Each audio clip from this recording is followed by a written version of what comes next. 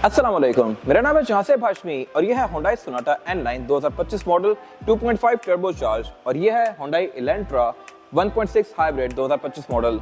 ये दोनों ही गाड़ियां ब्रांड न्यू हैं, 25 मॉडल हैं और रिसेंटली ही Hyundai की तरफ से लॉन्च की गई हैं पाकिस्तान में और ये दोनों ही फिलहाल पाकिस्तान में हॉट सेलिंग कार्स हैं। ये गाड़ी बहुत ज्यादा शॉर्ट है और बड़ी मुश्किल से मिलती है। ये गाड़ी अब फिर कुछ मिलना शुरू हो गई है क्योंकि कुछ टाइम से आ रही है और ये दोनों ही गाड़ियां अपनी कैटेगरी में नए ग्राउंड्स ब्रेक कर रही हैं। इस तरह से कि इससे पहले पाकिस्तान में कोई 85 हाइब्रिड गाड़ी नहीं आ रही और इससे पहले 1.6 में कोई हाइब्रिड गाड़ी नहीं है जो कि सेडान हो। 1.6 किया सेडान कोई हाइब्रिड आ ही नहीं रही पाकिस्तान में लोकली। तो ये दोनों ही गाड़ियां बिल्कुल नई चीजें अपनी कैटेगरीज में और दोनों ही अपनी प्राइस को जस्टिफाई करती हैं।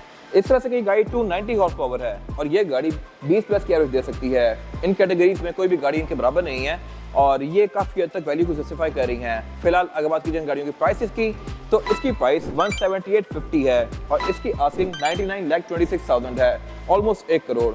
ये दोनों ही गाड़ियां सागी मोटरस्पोर्ट के पास अवेलेबल हैं और ब्रांड न्यू हैं। ब्रांड न्यू गाड़ियों की प्राइसेस हर कुछ टाइम बाद वेरी करती रहती हैं, तो एग्जैक्ट प्राइस जानने के लिए आप दिए गए नंबर्स पे कॉल कर सकते हैं या फिर आप सागी मोटरस्पोर्ट को विजिट कर सकते हैं। हमारी टोटल 2 ब्रांचेस हैं, एक रावलपिंडी में मरी रोड पे और फिर रावलपिंडी में जीटी रोड पे DH2 के गेट 1 के ऑपोजिट। यहाँ पे दोनों गाड़ियां अवेलेबल हैं और किसी भी तरह की इन्फॉर्मेशन के लिए आप इन नंबर्स पे कॉल कर सकते हैं। Overall these are good sedans and today I am going to review them.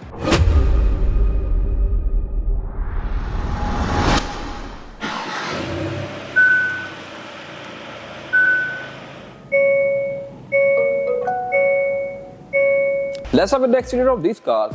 Hyundai की तरफ से दोनों ही बिल्कुल नए प्रोडक्ट्स हैं, लेकिन डिजाइन लैंग्वेज के लिहाज से ये दोनों ही गाड़ियां अपने टाइम से काफी अहेड लग रही हैं। अब अगर बात की जाए सोनाटा की तो सोनाटा बेसिकली काफी हद तक क्राउन और BMW i7 का मिक्स एंड मैच है।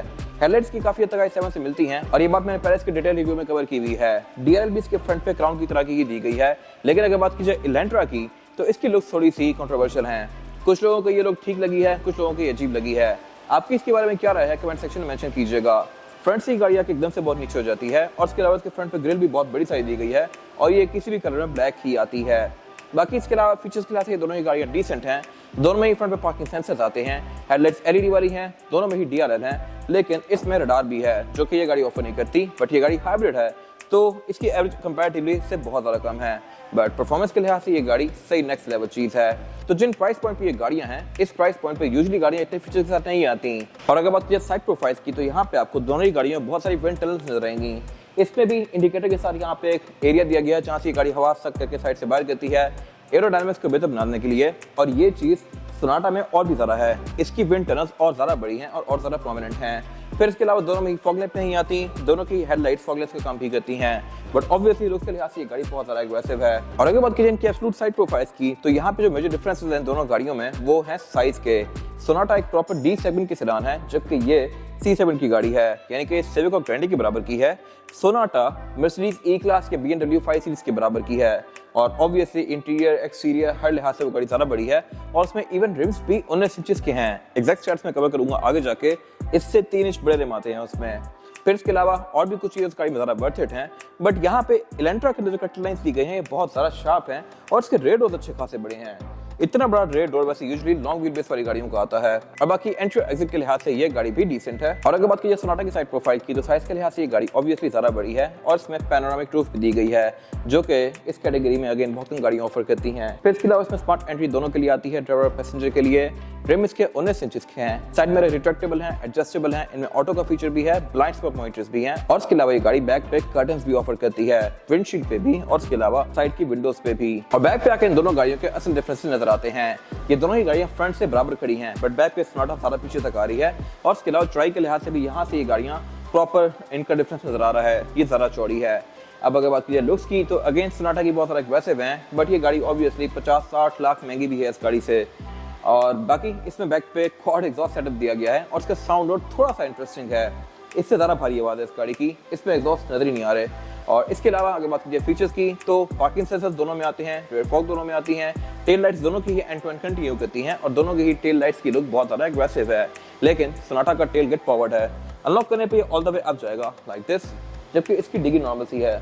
ऑब्वियसली प्राइस पॉइंट पे पावर टेल गेट बहुत सी गाड़ियों में आते भी नहीं है। डिग्गी के लिहाज से दोनों ही गाड़ियां स्पेशियस हैं, लेकिन एक फीचर इलेंट्रा में कम है और पहले था बट अब निकाल दिया गया है और वही है कि इसकी रेयर बेंचेस फिक्स हैं, इनको आप फोल्ड नहीं कर सकते, जबकि सोनाटा की रेयर बेंचेस फोल्ड करके आप इसकी ट्रंक कैपेसिटी को ज़्यादा स्पेशियस बना सकते हैं। ये चीज़ पहले इस गाड़ी में थी।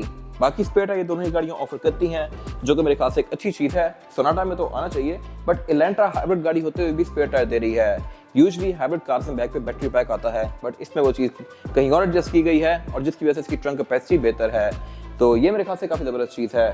ट्रंक्स दोनों की वेल इंसुलेटेड हैं, इसकी डिग्गी आसानी से बंद नहीं होती, इसकी तो हाई पावर तो ऑब्वियसली बंद हो जाती है। और बाकी लुक्स के लिहाज से आपको दोनों गाड़ियों में से कौन सी गाड़ी के लोग ज़्यादा पसंद नहीं है, किस स्पेसिफिक एंगल से, कमेंट सेक्शन में मेंशन कीजिएगा। और अब अगर बात की जाए इंटीरियर्स की, तो इंटीरियर के लिहाज से भी ये गाड़ियाँ काफ़ी इक्विप्ड हैं। अगर बात की जाए एलेंट्रा की, तो इसके इंटीरियर की लुक्स मेरे ख्याल से इस कैटेगरी में सबसे खूबसूरत हैं और इसमें कलर टोन्स भी दो आ रही हैं, सेज ग्रीन और ऑल ब्लैक। फिर इसमें ड्राइवर की सीट इलेक्ट्रॉनिकली एडजस्टेबल है। ये फीचर पाकिस्तान में सिर्फ ये गाड़ी ऑफर करी है इस कैटेगरी में, ना सेविक की सीट्स इलेक्ट्रिक है ना ग्रैंडी की। और फिर इस गाड़ी में मीटर की पूरी स्क्रीन दी गई है। मल्टीमीडिया स्क्रीन में एंड्रॉइड ऑटो एप्पल कारप्ले आता है, आप इसको मैनुअली भी चला सकते हैं। पार्किंग ब्रेक भी इसमें इलेक्ट्रॉनिक है। ये सब चीज़ें सिर्फ सिविक में आ रही हैं, बट इसमें कुछ चीज़ें एक्स्ट्रा हैं जो कि सिविक में भी नहीं आती, जैसे कि एंड्रॉइड ऑटो एप्पल कारप्ले। और इसके अलावा इसकी सीट्स फ्रंट पे दोनों हीटेड के साथ साथ वेंटिलेटेड भी हैं, ये चीज़ भी सिविक में नहीं है। और फिर इसके अलावा और भी इसमें बहुत सारी चीज़ें हैं जो कि इस गाड़ी को टोटली वर्थ बनाती हैं। तो बाकी क्लाइमेट कंट्रोल में डुअल जोन है और इसके अलावा ये गाड़ी वायरलेस चार्जर भी ऑफर कर रही है।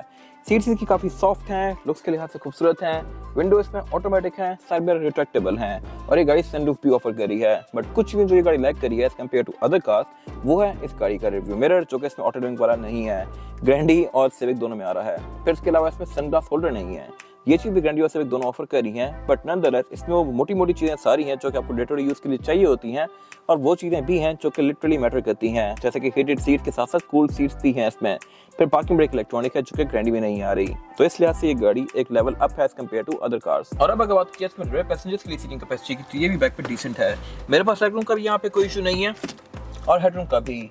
यहाँ पे आसानी से किसी भी हेड का बंदा बैठ सकता है, लेकिन दो ही लोग कंफर्टेबली बैठेंगे। थर्ड पर्सन आना चाहे तो आ जाएगा, लेकिन फिर ज़्यादा कंफर्टेबल नहीं होगा, क्योंकि एक तो बैक पे सीट्स प्रॉपर नहीं है, सेंटर से अगर थोड़ी सी रेस है, और फिर इसमें रेयर पैसेंजर्स के लिए लेग रूम भी फ्लैट नहीं है, सेंटर में हम्प है। बाकी इसके अलावा रेयर पैसेंजर्स के लिए अमेनिटीज ठीक हैं। एक चीज़ कम है यहाँ पे और वो है सेंटर कंसोल, इसमें नहीं दिया गया। I am not sure why, हर गाड़ी में आ रहा है बट इसमें नहीं है। लेकिन इसके अलावा बाकी यहाँ पे एयर वेंट्स हैं, C2C पावर आउटलेट हैं जो कि लेटेस्ट चीज़ है, कप होल्डर्स हैं, स्पीकर्स हैं, विंडोज पावर्ड है। और अगर बात की जाए सोनाटा के इंटीरियर की, तो ये भी लिटरली एक सही लेवल अप है। इसमें बहुत सारी चीज़ें दे दी गई हैं जो कि पाकिस्तान में कोई गाड़ी ऑफर नहीं कर रही। इसकी सीट्स भी हीटेड हैं, वेंटिलेटेड हैं, प्लस इसका स्टीयरिंग व्हील भी हीटेड है और ये पूरा स्टीयरिंग व्हील गर्म होता है। ये चीज़ इवन लैंड क्रूजर 300 सीरीज में भी नहीं आती, उसकी सिर्फ साइड्स की ग्रिप गर्म होती हैं। फिर इसके अलावा इसके मीटर की जो शेप है, ये काफ़ी हद तक BMW i4 से इंस्पायर्ड है या i7 से, उनमें इस तरह का एक वाइड पैनल आता है। तो ये स्क्रीन फीचर्स के लिहाज से इक्विप्ड हैं, हाई क्वालिटी हैं। इसमें भी वायरलेस चार्जर है, सीट्स इसकी भी इलेक्ट्रॉनिकली एडजस्टेबल है, लेकिन इसमें लंबा सपोर्ट भी दिया गया है और इस सीट में ये एल-लाइन की बैजिंग दी गई है। तो ये सीट्स लेदर और एल्केंटारा के कॉम्बिनेशन में है, जो कि अगेन हाई एंड मटेरियल्स हैं। सिर्फ यही नहीं, ये गाड़ी एम्बिएंट लाइटिंग भी ऑफर करी है और इसके इंटीरियर में जगह जगह एक्सेंट्स किए गए हैं जो कि एल-लाइन को सिग्निफाई करते हैं। इसमें क्लाइमेट कंट्रोल डुअल जोन है, ऊपर पैनोरामिक रूफ दी गई है जो कि इसका व्यू बेहतर बनाती है। रेयर व्यू मिरर इस गाड़ी में ऑटो डिमिंग फीचर के साथ है और इसके अलावा इसमें ड्राइवर की सीट में बैटरी फंक्शन भी आता है। जब भी आप इस गाड़ी को ऑन करेंगे तो इसका स्टीयरिंग व्हील एडजस्ट होगा, सीट्स भी एडजस्ट करेंगी। बाकी इसमें साउंड सिस्टम भी बोस का है, नाइस अटेंशन टू डिटेल। इसके बाद अगर बात की जाए इस गाड़ी में रेयर पैसेंजर्स के लिए सीटिंग कैपेसिटी की, तो ये बैक पुरानी सोनाटा की तरह ही है, लेकिन यहाँ पे अमेनिटीज बेहतर कर दी गई हैं। इस तरह से कि रेयर पैसेंजर्स के लिए यहाँ पे लेग रूम तो डिसेंट है ही, हेडरूम भी, लेकिन यहाँ पे प्राइवेसी कर्टन्स दिए गए हैं और इसके अलावा बैक पे भी एक कर्टन आता है जो कि इलेक्ट्रॉनिकली फोल्ड अनफोल्ड होता है आपके रिवर्स के डी लगाने के साथ साथ। बट यहाँ पे जो चीज इंप्रूव की गई है वो ये है कि अब रेयर सीट्स भी इस गाड़ी में हीटेड हैं, तो ये मेरे ख्याल से एक अच्छी चीज है और इवन मर्सिडीज ई क्लास वगैरह में भी ये बड़ी ट्रेंड्स में आती है। फिर इसके अलावा सेंटर में इसके सेंटर कंसोल दिया गया है जिसको निकाल के आप एज एन आर्मरेस्ट यूज कर सकते हैं और इसमें दो कप होल्डर्स भी दिए गए हैं और इसके अलावा रेयर पैसेंजर्स के लिए एयर वेंट्स, पावर आउटलेट वगैरह भी हैं। और अब अगर बात की जाए गाड़ियों के अंडर द हूड सिचुएशन की, तो ऑब्वियसली इनका कोई मैच ही नहीं है कि दोनों गाड़ियां अलग कैटेगरीज हैं, परफॉर्मेंस के लिहाज से भी और एवरेज के लिहाज से भी। ये गाड़ी एवरेज के लिहाज से बहुत नेक्स्ट लेवल पे है, ये परफॉर्मेंस के लिहाज से बहुत नेक्स्ट लेवल पे है। अगर बात की जाए स्पेक्स की, तो ये गाड़ी 25 सीसी टर्बो चार्ज है, ये गाड़ी 16 सीसी हाइब्रिड है। ये दोनों ही अपनी कैटेगरी में अच्छी पावर प्रोड्यूस कर रही हैं। ये 139 हॉर्स पावर है, बट इलेक्ट्रिक मोटर के साथ मिलकर इसका फिगर डिसेंट हो जाता है। ये गाड़ी 2500 है और टर्बो चार्जर के साथ है, तो इसकी हॉर्स पावर 290 है। इन दोनों की ही कैटेगरीज में इतनी तेज गाड़ियां नहीं है। ये गाड़ी तो खैर पाकिस्तान में शायद सबसे तेज है, फॉर्च्यूनर भी इसके करीब नहीं आती पावर के लिहाज से। ऑब्वियसली ड्रैग रेसिंग की बात नहीं हो रही। इवन हैवल S6 HEV की हॉर्स पावर भी 247 है, तो ये एक बहुत ही नेक्स्ट लेवल पे है। ट्रांसमिशन दोनों में ही ऑटोमेटिक ऑफर होती है। ये गाड़ी आपको एवरेज 8-9 तक की दे सकती है, ये आपको 20 प्लस की आराम से दे सकती है। मेंटेनेंस के लिहाज से इनके पार्ट्स पाकिस्तान में इजीली अवेलेबल होंगे, क्योंकि ये दोनों ही गाड़ियां हुंडई की हैं, जो कि पाकिस्तान में काफी अच्छे से एस्टैब्लिश्ड हो गया है अब।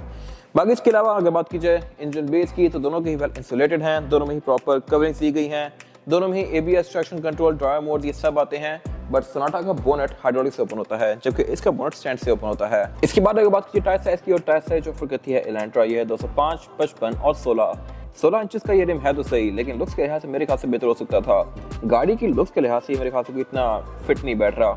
और बाकी टायर्स गाड़ी में कम होगा इको विंग है, जो कि अच्छा टायर है, आपको 50-60 किलोमीटर तक एक अच्छा राइड प्रोवाइड करेगा। फिर इसके अलावा इसमें ऑल डिस्क ब्रेक दी गई है। और अब अगर बात की जाए इस गाड़ी के टायर साइज की, और टायर साइज जो है इस पे ये है 245, 40 और 19 इंचेस का rim by the way SUVs में आता है। इवन प्राडो में जो TX वर्जन होता है वो गाड़ी भी 17 इंच के रिम के साथ आती है, और सिविक वगैरह में भी रिम 16 या 17 इंचेस का आता है, जबकि ये 19 इंचेस का ऑफर कर रही है, जो कि एक ह्यूज साइज है। और इसके अलावा टायर भी इस गाड़ी में कॉन्टिनेंटल का है। फिर इसके अलावा रिम भी इस गाड़ी का डुअल कॉम्बिनेशन में है, मैट ब्लैक और एल्यूमिनियम की फिनिश के साथ। फिर इसके सेंटर कैप में ये N लाइन की बजिंग दी गई है, यानी कि टॉप फ्लैंक वर्जन के लिए इवन सेंटर कैप भी डिफरेंट बनाए हैं हुंडई ने, तो नाइस एंड नेचुरल डिटेल। फिर इसके अलावा इसमें फ्रंट पे भी और बैक पे भी डिस्क ब्रेक्स आती हैं। ये गाड़ी है फ्रंट व्हील ड्राइव, और इसके अलावा इसमें ABS traction control, drive modes, ये सब आता है। ये था आज का रिव्यू। अगर आपको रिव्यू पसंद आया है तो इस वीडियो को लाइक कीजिए, मेरे चैनल को सब्सक्राइब कीजिए, और अगर आपके पास इन गाड़ी से रिलेटेड कोई भी राय है तो उसको कमेंट सेक्शन में शेयर जरूर कीजिएगा, ताकि वो लोग जो ये गाड़ियां लेने वाले हैं वो आपकी राय से फायदा उठा सकें। अपना ख्याल रखिएगा। Thank you.